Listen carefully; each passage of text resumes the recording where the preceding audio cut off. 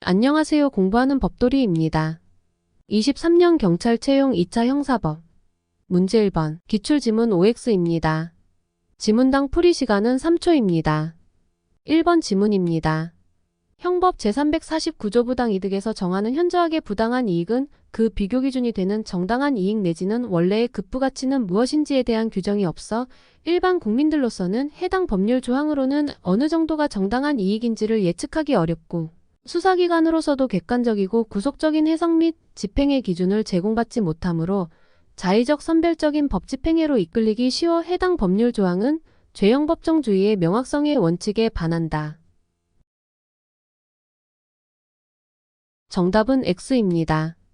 헌법재판소는 공박이나 현저하게 부당한 이익이라는 개념도 형법상의 지려천박, 기망, 임무의 위배 등과 같이 범죄 구성 요건을 형성하는 개념 중 구체적 사안에 있어서 일정한 해석을 통하여 적용할 수 있는 일반적, 규범적 개념의 하나로서 공박한 상태를 이용하여 현저하게 부당한 이익을 취득하였는지 여부는 사회통념 또는 건전한 상식에 따라 거래 당사자의 신분과 상호 간의 관계, 피해자가 처한 상황의 절박성의 정도, 계약의 체결을 둘러싼 협상 과정 및 피해자의 이익, 피해자가 그 거래를 통해 추구하고자 한 목적을 달성하기 위한 다른 적절한 대안의 존재 여부 등 재반 상황을 종합한다면 합리적으로 판단할 수 있다고 할 것이므로 사건 법률 조항이 지니는 약간의 불명확성은 법관의 통상적인 해석 작용에 의하여 충분히 보완될 수 있고 건전한 상식과 통상적인 법 감정을 가진 일반인이라면 금지되는 행위가 무엇인지를 예측할 수 있으므로 이 사건 법률 조항은 죄형법정주의에서 요구되는 명확성의 원칙에 위배되지 아니한다. 라고 결정하였으므로 틀린 지문입니다. 2번 지문입니다.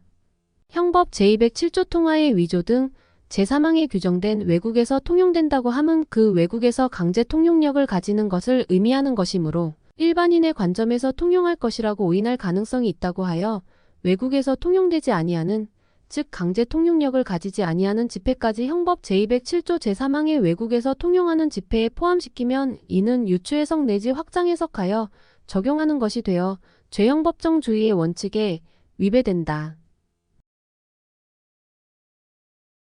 정답은 O입니다. 대법원은 형법 제207조 제3항은 행사할 목적으로 외국에서 통용하는 외국의 화폐, 지폐 또는 은행권을 위조 또는 변조한 자는 10년 이하의 징역에 처한다.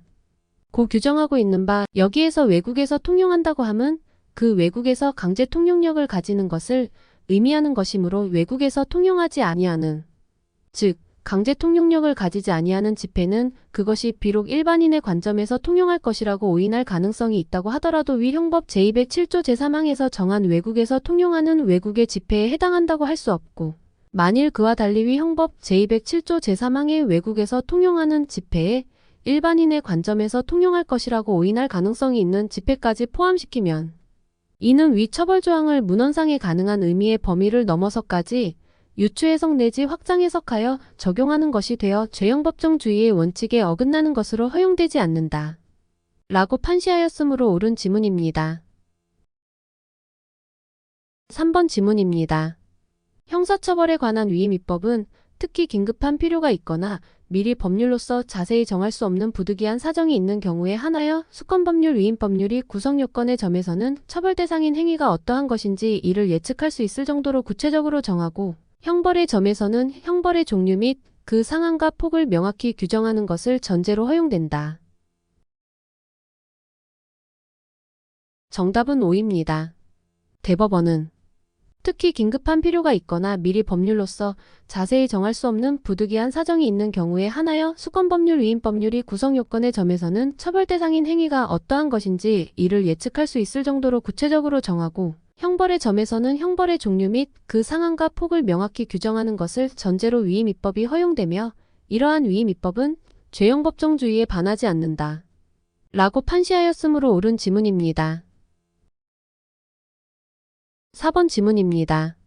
가정폭력범죄의 처벌 등에 관한 특례법이 정한 보호처분 중의 하나인 사회봉사명령은 가정폭력범죄 행위에 대하여 형사처벌 대신 부과되는 것으로서 가정폭력범죄를 범한 자에게 의무적 노동을 부과하고 여가시간을 박탈하여 실질적으로는 신체적 자유를 제한하게 되므로 이에 대하여는 원칙적으로 형벌불소급의 원칙에 따라 행위시법을 적용함이 상당하다.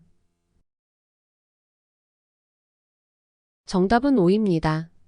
대법원은 가정폭력처벌법이 정한 보호처분 중의 하나인 사회봉사명령은 가정폭력범죄를 범한 자에 대하여 환경의 조정과 성행의 교정을 목적으로 하는 것으로서 형벌 그 자체가 아니라 보완처분의 성격을 가지는 것이 사실이나 한편으로 이는 가정폭력범죄 행위에 대하여 형사처벌 대신 부과되는 것으로서 가정폭력범죄를 범한 자에게 의무적 노동을 부과하고 여가시간을 박탈하여 실질적으로는 신체적 자유를 제한하게 되므로 이에 대하여는 원칙적으로 형벌불소급의 원칙에 따라 행위시법을 적용함이 상당하다.